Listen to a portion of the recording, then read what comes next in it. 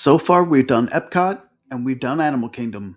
So let's make a stop at the movies and do a tier list for Hollywood Studios. This park has grown a lot within the last decade and has went from a half-day park to a must-do destination thanks in large part to the addition of Star Wars Land's Galaxy's Edge. But where will these attractions land on our tier list?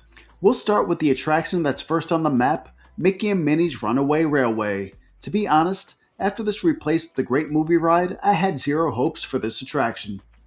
But I'll be the first to admit when I'm wrong, and this ride blew me away. The art style, along with the independently moving cars, makes this an extremely immersive experience. I don't know if I could say it's better than the original, but it's sure going to place high on this list. I'll sit it here in A tier, but if you want to argue that it's S, I really can't say you're wrong. But now let's cover our first Star Wars ride in Star Tours. The OG in having the Star Wars license, this was the first of its kind, and it really shows. Having a simulator ride in Disney will always deduct points. But having a random adventure each trip does give this attraction re-rideability. Also seeing Jar Jar get run over will always live in my head rent-free, and hopefully one day you'll be lucky enough to get to see that scene. With all that being said, I think C tier is a fair placement, but barely keeping this out of the D tier. Let's take a break from the Force and head over to Toy Story Land. Nothing embodies this land like Toy Story Midway Mania. From the oversized games and toys in the queue, to the competitive nature of trying to get the high score against the person sitting next to you. This attraction is everything Buzz Lightyear's Space Ranger spin wishes it could be. The theming and ride experience may be the best Hollywood Studios has to offer. The only thing holding this back in my opinion is the 40-minute wait and having to wear 3D glasses. So I think it'll live here in A tier, but if you want to argue for S, I won't disagree. Heading over to Slinky Dog Dash, we'll start with the positives. The queue has the same oversized toys Midway Mania was just praised for. This is also a great beginner's coaster for newer thrill seekers. But I think that's where the pleasantries end. The experience is cute but underwhelming, and the average wait time of 65 minutes for an outdoor queue makes this ride hard to justify waiting for. We'll put it in the C tier. We can't rate it too harshly since it's more of a coaster for kids, and I don't dislike it enough to banish Slinky Dog to the D tier. Going over to Galaxy's Edge, we'll talk about the first attraction to open in Star Wars Land, Millennium Falcon Smuggler's Run.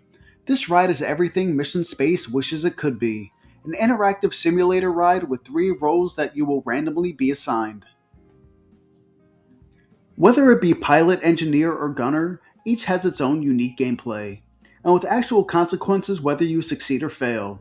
It's a fun experience overall, and I'll give it a solid rating of a B tier, but it often gets overshadowed by our next ride.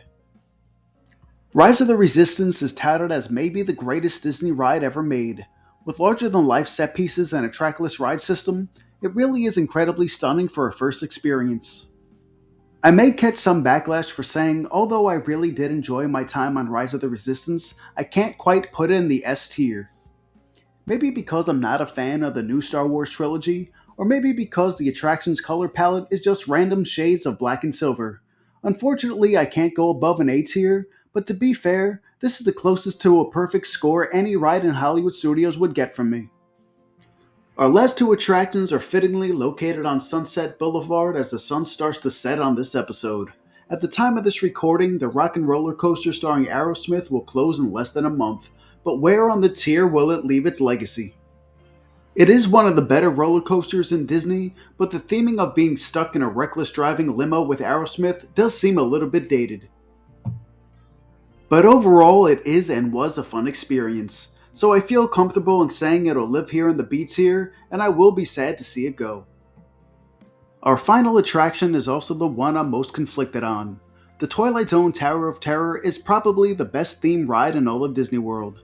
The aura of the rundown Hollywood Tower Hotel to the elaborate set pieces are great enough to get an S ranking just based on those factors alone.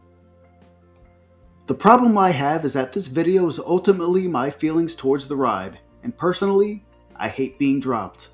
I go to great lengths to avoid getting on these elevators and only ride it when I absolutely have to.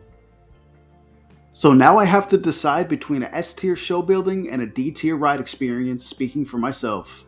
I'm gonna give this a C grade and will accept the hate that comes my way. But that'll do it for this episode. Overall, Hollywood Studios has a solid mix of rides, with nothing reaching the S or D tier. There's a lot of different ways you could argue for higher or lower rankings, and I'd agree with most assessments, but let me know what you think in the comments below. So until next time, drop a like if you enjoyed this, subscribe if I earned it, and thank you for watching.